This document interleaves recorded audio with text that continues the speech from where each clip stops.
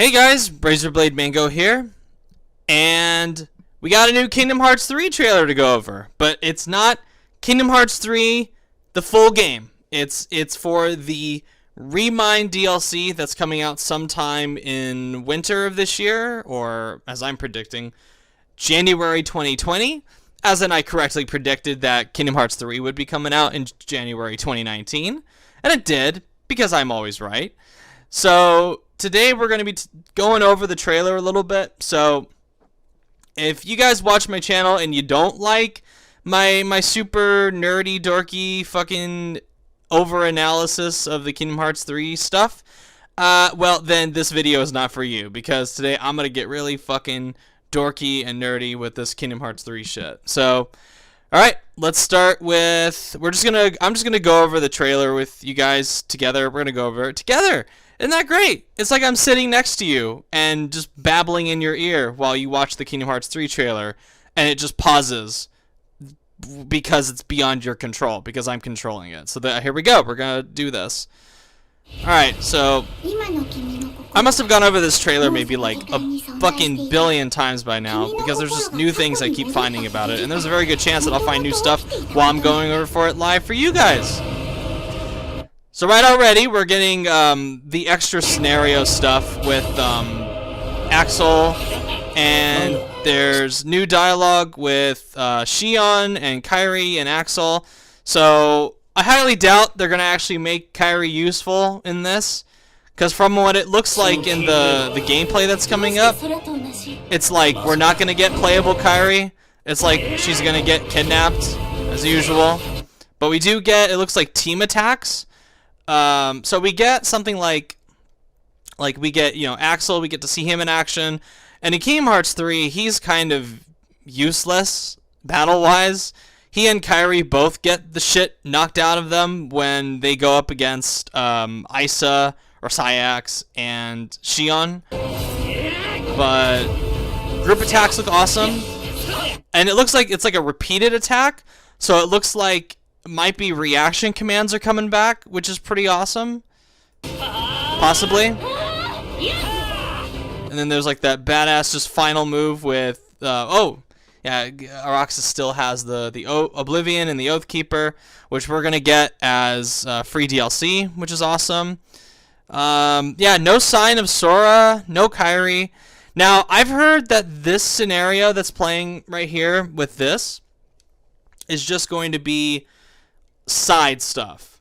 It's not like they're going to rewrite what happens in the main campaign, because I've heard this is just an extra separate scenario that you can unlock after finishing the main campaign, which I guess, because then they'd have to retool everything that happens in the campaign. I guess that would be a complete waste of time, and it wouldn't make the people happy that really liked how they did it in Kingdom Hearts 3, where Sora would just be a part of every single fight against all the Organization 13 members. So we have that. Final move, which is awesome. Now this story cutscene with Sora talking to Chirithy about Kairi's heart.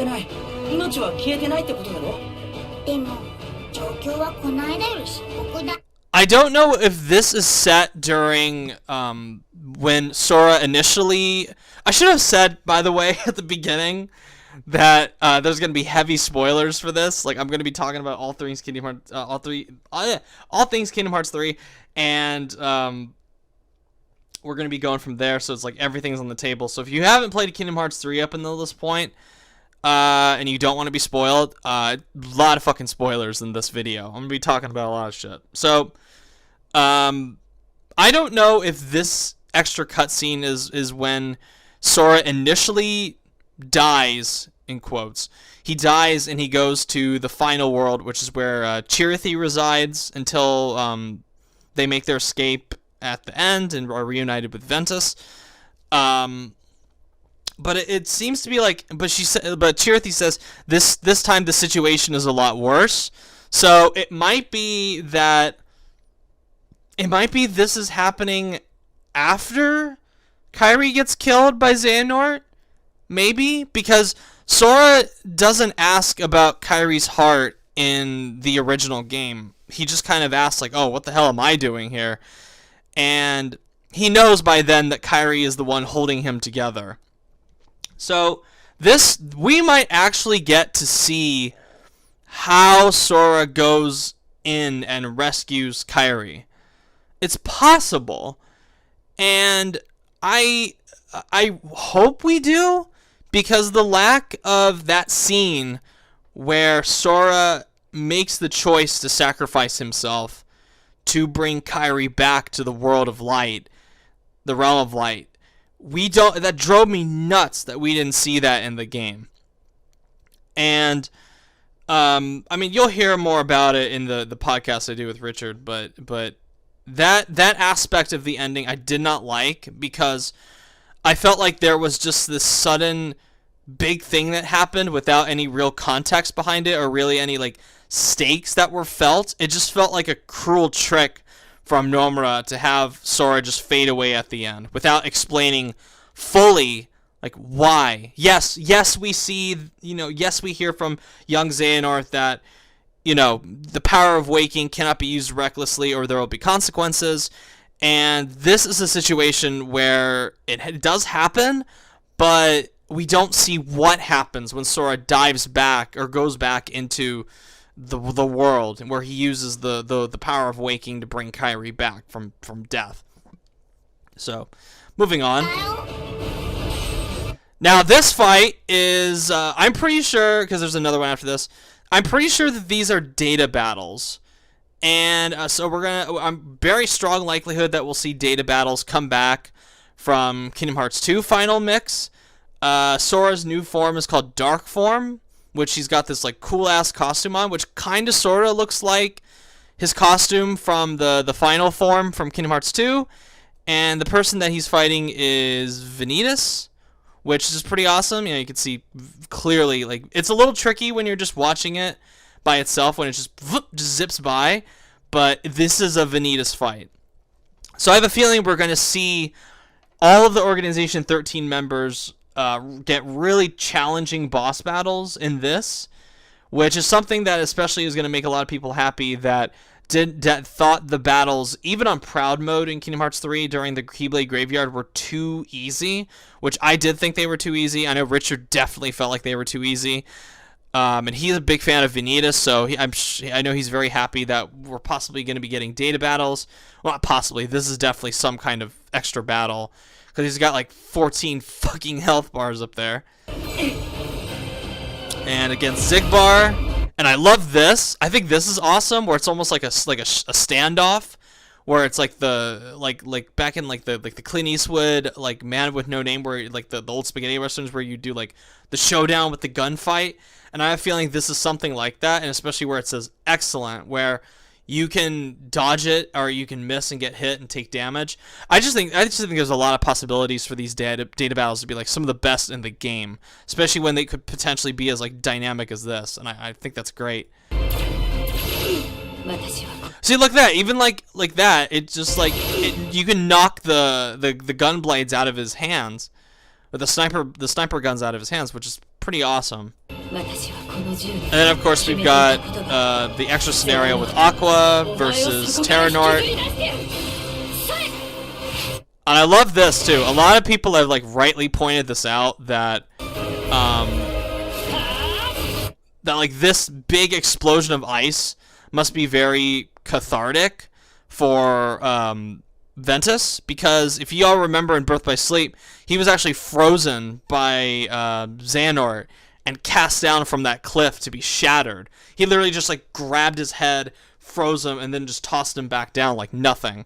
So to see Aqua then create this like this thing of ice and have Ventus just ride on it like a skateboard, and like it just that looks so fucking awesome. All right, and then we're moving on to the conversation between young Xehanort and the Master of Masters, which has been confirmed that this is the Master of Masters. It was confirmed actually a while back that even in the Secret movie, where they were in that like weirdo Square Enix city with Yozora and what kind of looked like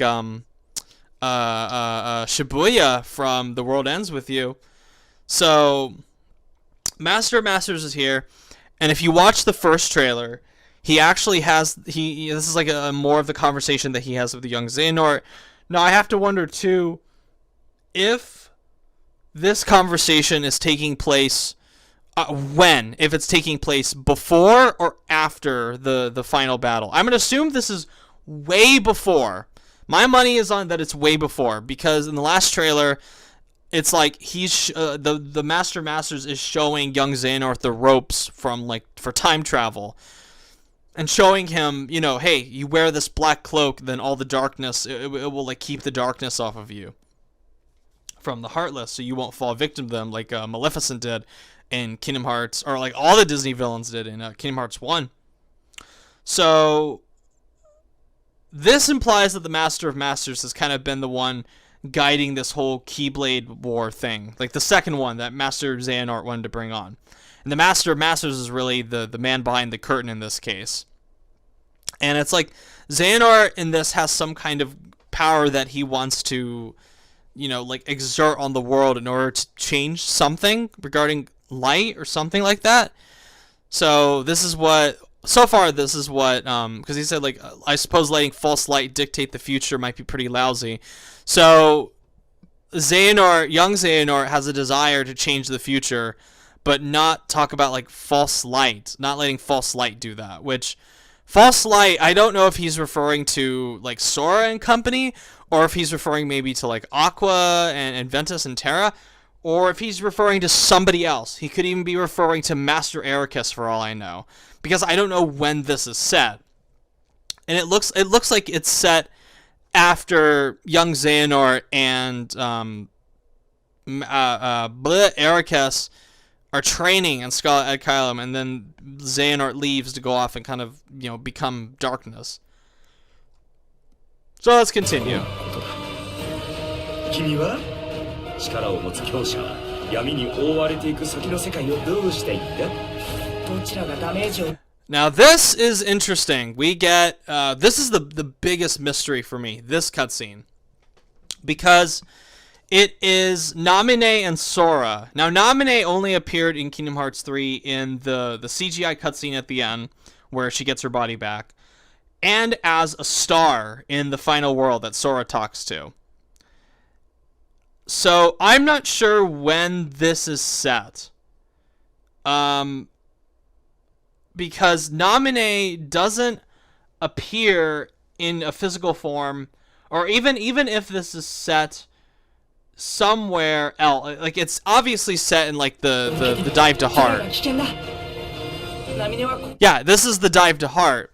So Namine being here in physical form, or if she's in spirit form but has a physical body, I don't know if this is set after Sora dies, or if he comes here after the battles with the Reaper to then be in this world, because Sora mentions like, oh well, Terra Nor and Lingering Will might get hurt, and Sora doesn't want that for either of them, which we see in the final bit that Terra Nort and Lingering Will, we actually get to see that fight.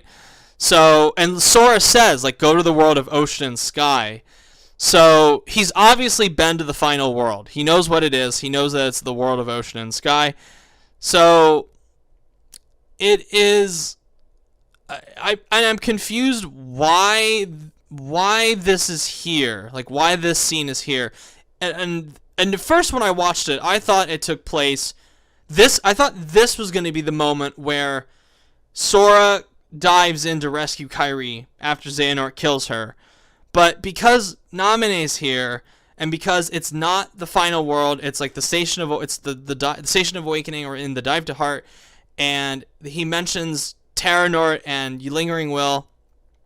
It's like, or if this is set after Lingering Will and Terra Nort come back, then why is he here? Like when does this take place then? This is the one that confuses me the most. This is the one that has the most it's I have a hard time placing when this scene takes place, and especially with Namine being a presence there. ここから離れてあの海と空だけの世界で待ってて。空は？ Yeah, here we go. So this is Terranort versus Lingering Will, which is something that people wanted to see in the vanilla game. And then we have it here, where they clash, and then, of course, we don't see it. And Remind DLC, it's coming out winter. Nomura said that we are going to get a date for it soon. And I know I said this about the last time I did one of these Kingdom Hearts 3 babbling videos, but this really will be the last trailer that I watch of it. Or who the fuck am I kidding? Most likely will watch the next one, but I'm nervous that we're already getting too much, and I don't want to spoil that with even more, because Square Enix, especially Tetsuya Nomura, has a tendency to like show every single little thing in the trailers. And actually, Final Fantasy 15, I remember them showing the ending of the game in the trailer, and I just was like, what the fuck? Like, why would you show that? So Square Enix has that problem of showing way too much in the game and in the trailers. So coming out this winter, and I'll definitely be playing it. Obviously, I don't care how much it costs. I think the only things that are going to be free for it are the Oathkeeper and the Oblivion Keyblades will be free, and they'll come with their own form changes. But everything else is going to be paid and a part of this Remind pack. Now, I wonder if Remind is going to be the only bit of DLC that we get, the only bit of paid DLC. Because Nomura has mentioned that he's already working on the next phase of Kingdom Hearts, and he obviously wants to do. He said he wants to do one more spin-off before the next game. At least one spin-off before the next numbered entry. And he also mentioned like there's like a third line of Kingdom Hearts that he's gonna do. Now I don't know what the fuck that means. I never know with Papa Nomura, but that man is just full of mystery and just weird, and I'm probably going to be like super frustrated when I play this DLC, because I'm going to want to see more and they're not going to provide enough. Or it's going to not contain things that I want to see, like how Sora rescues Kairi. I really, really want to see that, but I have a gut feeling that we're not, because when it comes to Kairi, Nomura's a little like, I don't know, he's just like repeatedly dropped the ball for the last 13 years regarding that. So yeah, that's what I thought of the Remind stuff so far. I'm excited for it. I am. I saw like a Afro Sunjo made a video where he's just said, "Oh, I'm exhausted. I'm exhausted by this whole Kingdom Hearts stuff. I just can't care anymore. I was so crushed by Kingdom Hearts 3." I wasn't. I really liked Kingdom Hearts 3. Problems and all. I think I play it. I put more hours into that game than any game I've played this year. I've probably put more hours into that game than all the games I've played this year combined. Like all the 2019 games I've played this year combined. It's a very strong possibility, because I just think Kingdom Hearts 3, despite its many problems, both big and small, I think it is a really enjoyable game, and I'm really looking forward to this new DLC. So anyway, thank you guys so much for watching, and I'll catch you all in the next video. Bye!